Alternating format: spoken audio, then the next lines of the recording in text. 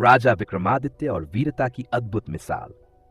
क्या आपने सुना है ऐसा कोई राजा जो रात के अंधेरे में अपनी प्रजा की रक्षा के लिए भूत प्रेतों से भी टकरा जाए? अगर नहीं तो सुनिए राजा विक्रमादित्य की ये रहस्यमयी कहानी। एक बार उज्जैन के महान राजा विक्रमादित्य को एक गूढ़ तांत्रिक ने चुनौती दी। उसने कहा, हे महाराज, अगर आप सचमुच इतने वीर और न्यायप्रिय हैं तो ये कार्य सिद्ध करके दिखाइए। आपको शमशान घाट से उस पुराने बरगद के पेड़ पर लटके हुए वेताल को पकड़कर लाना होगा। लेकिन याद रखिए, अगर रास्ते में आपने एक भी शब्द कहा तो वेताल वापस पेड़ पर लौट जाएगा। राजा ने चुनौती स्वीकार कर ली।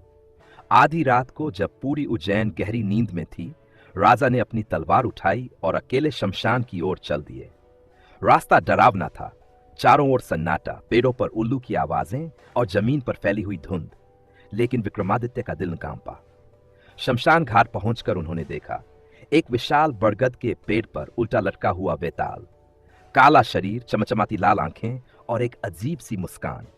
जैसे ही राजा ने उसे पेड़ से उतारा और अपने कंधे पर रखा, वेताल हंसते हुए बोला, हे राजन, इस सन्नाटे में मैं आपको एक कहानी सुनाऊंगा।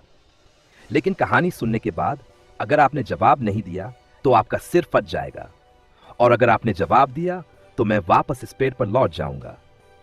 सोच लो। राजा ने शांत रहते हुए अपनी यात्रा शुरू की। रास्ते में वेताल ने एक अजीब कहानी सुनाई।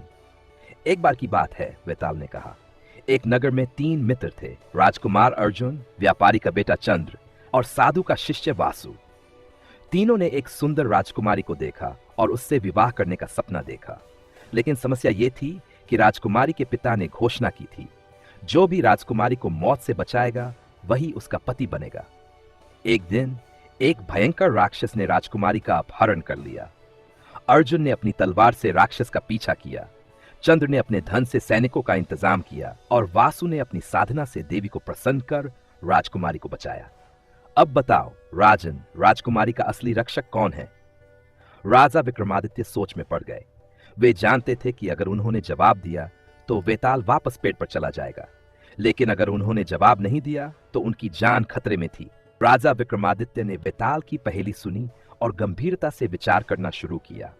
उन्हें पता था कि वेताल का सवाल इतना आसान नहीं है जितना दिखता है। वे सोचने लगे, अर्जुन ने तलवार से राक्षस को मारा, चंद्र ने सैनिकों का इंतजाम किया और वासु ने अपनी साधना से देवी को प्रसन्न कर राजकुमारी की जान बचाई। लेकिन असली रक्षक कौन है? थोड़ी देर बाद राजा ने जवाब देने का निश्चय किया, क्योंकि वह चुप रहकर अपनी जान खतरे में नहीं डालना चाहते थे। उन्होंने कहा, हे वेताल, राजकुमारी का असली रक्षक वासु है। अर्जुन ने बहादुरी दिखाई और चंद्र ने आर्थिक सहायता दी, लेकिन असल में राजकुमारी की जान तो वासु की साधना और देवी की कृपा से बची। इसलिए वासु ही असली रक्षक है। जैसे ही राजा ने जवाब दिया, वेताल जोर से हंस पड़ा और अपनी बात के अनुसार फिर से उड़कर बरगद के पेड़ पर लौट गया।